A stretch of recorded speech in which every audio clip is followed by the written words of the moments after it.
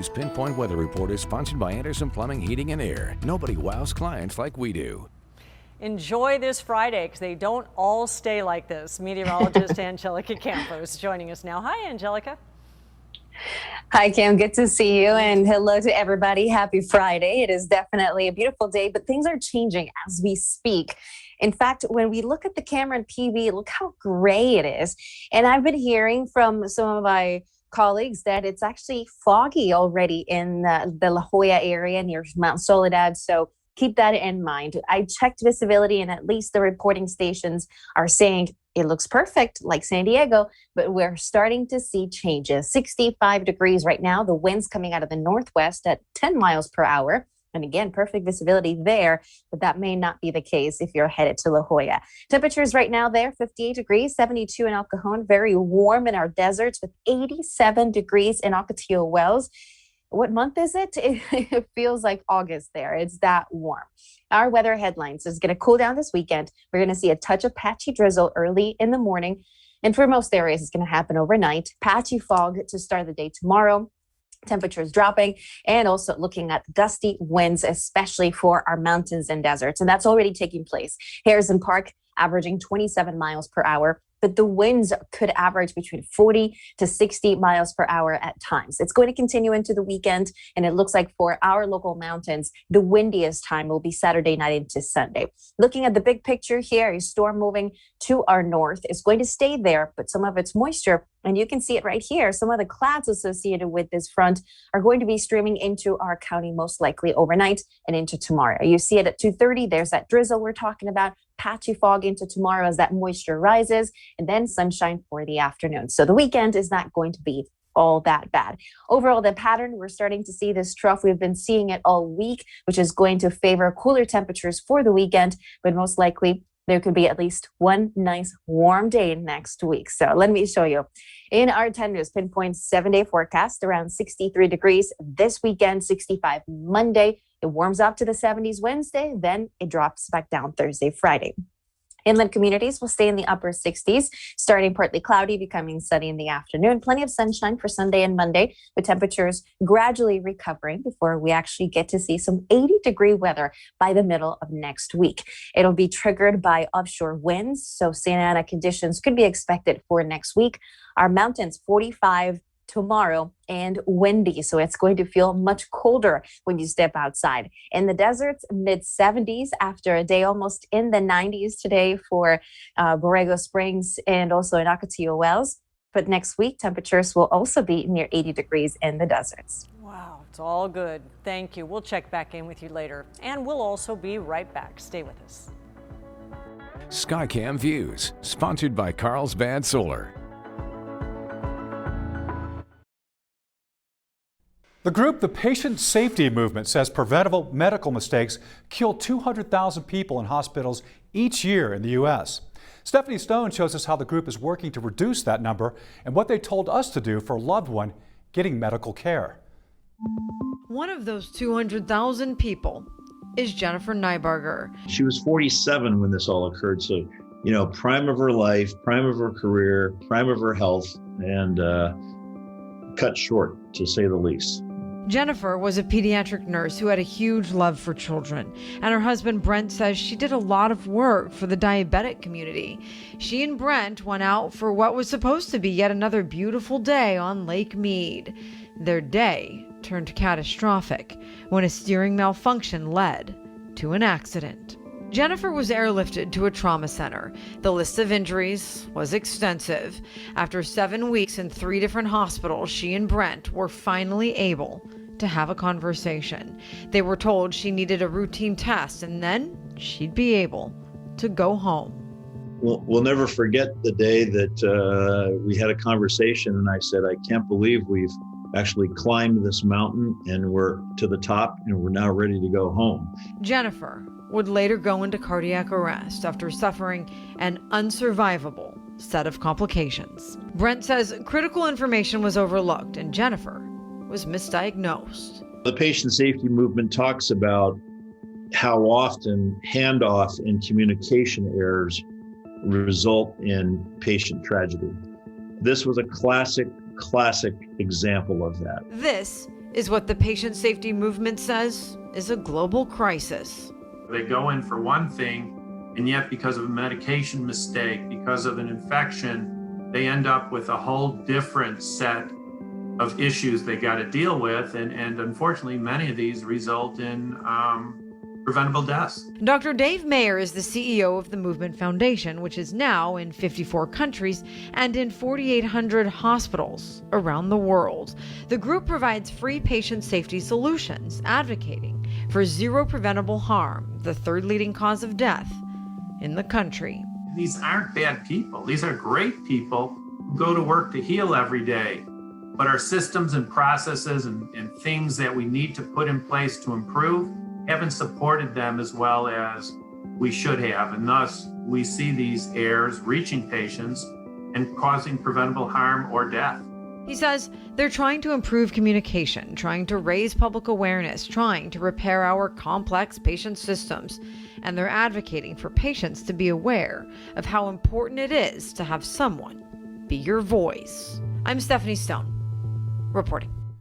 Thank you, Stephanie. Video chat apps have become the new normal in the past year, but as more people get vaccinated, we're looking at whether this could be a lasting part of how we communicate in the future. After an increase in hate crimes, including a deadly Atlanta shooting spree, San Diegans are taking a stand. Coming up, the effort to stop violence against the Asian American community. You're watching ABC 10 News at 4. A deadly shooting spree in Atlanta comes after a year of increased reports of racist incidents and attacks targeting the Asian American community. And now a local group is rallying to support and send a message to stop the hate. ABC 10 News reporter Natay Holmes was at their rally at the County Administration Building. Organizers spoke passionately about supporting and showing solidarity for the AAPI community. This morning, the names of the 8 people that were killed in the attacks in Atlanta were read out loud, including the 6 Asian women. Now, police are not calling this a hate crime, but they say that they have not ruled it out. The San Diego Multicultural Coalition says there have been other incidents in the AAPI community, including here in San Diego. This is happening here in San Diego, it's happening across the nation, and it's happening across the world. So this is where we all gather and support. So it's a really big stance for us to come together, support one another within the community and across the communities across the nation.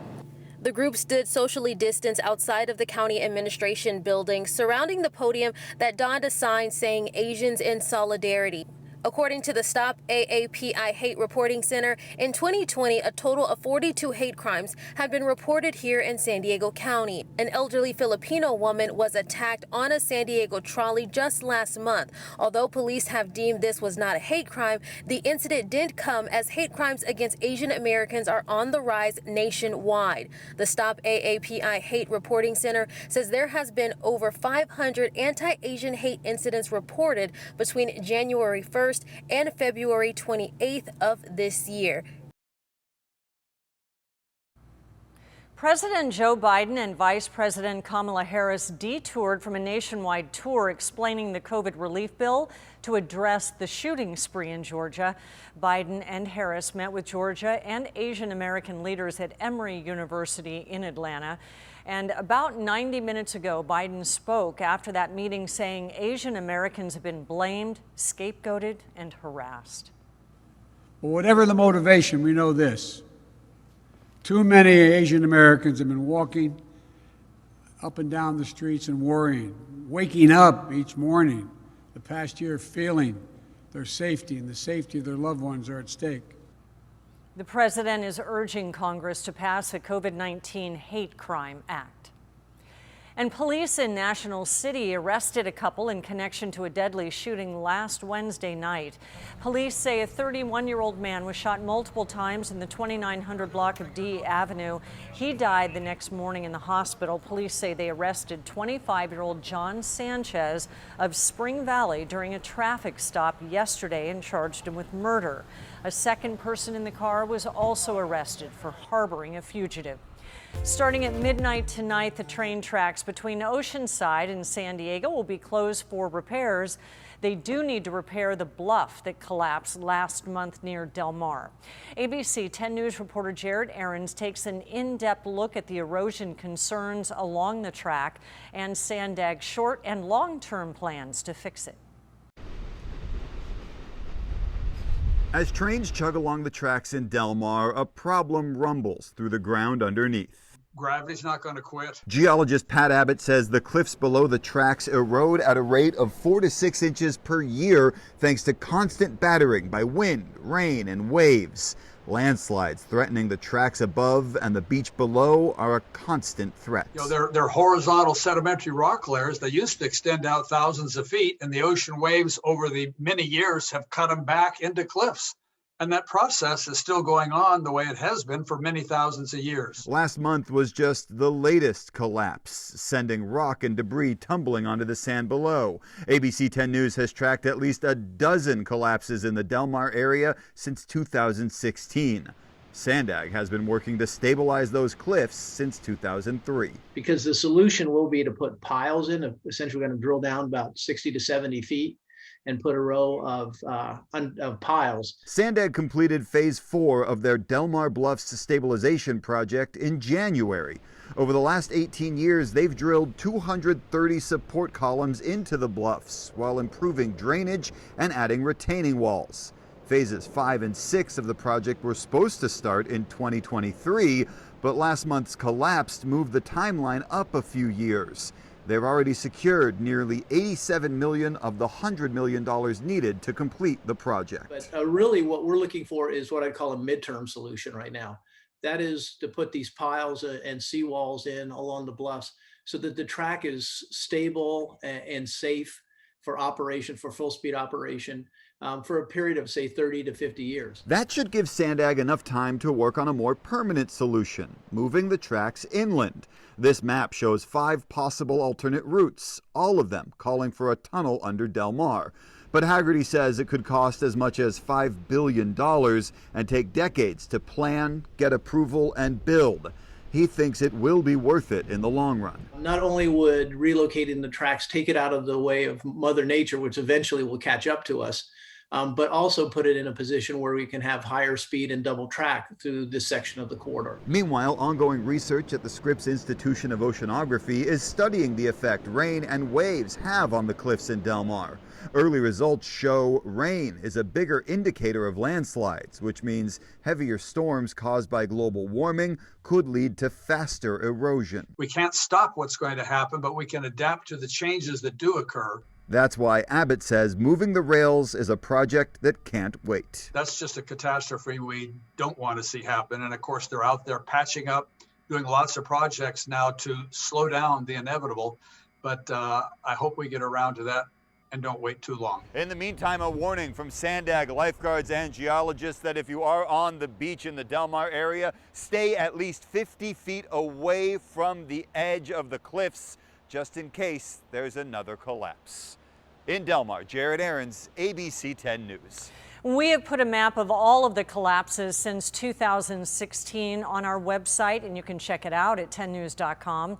If you have a story that requires an in-depth look, just send us an email at tips@10news.com. This week, some COVID patients started getting the latest authorized treatment. It's a new cocktail of manufactured antibodies from Eli Lilly. Right now, the only approved treatments are a few blends of antibodies and remdesivir. UC San Diego is overseeing a series of worldwide trials for stronger antivirals. Our job is to find therapies for people with early COVID, so to prevent people from getting into the hospital. That's our whole job. All the trials fall under Operation Warp Speed. They're currently enrolling patients for trials on 5 different potential drugs and adding a 6th later this month. There are more than 100 cities in the U.S. where people can sign up. And those trials couldn't come at a more critical time because some antibody treatments may not work against some COVID mutations. The FDA found that 2 of Eli Lilly's lab-made proteins may not work against new variants. They also found that Regeneron's dual antibody treatment appears to protect people against all of the most concerning variants. There's a push to change our meat supply chain in the U.S. to try to prevent shortages like we saw at the start of the pandemic. How meat processing could look different in the future to make this happen.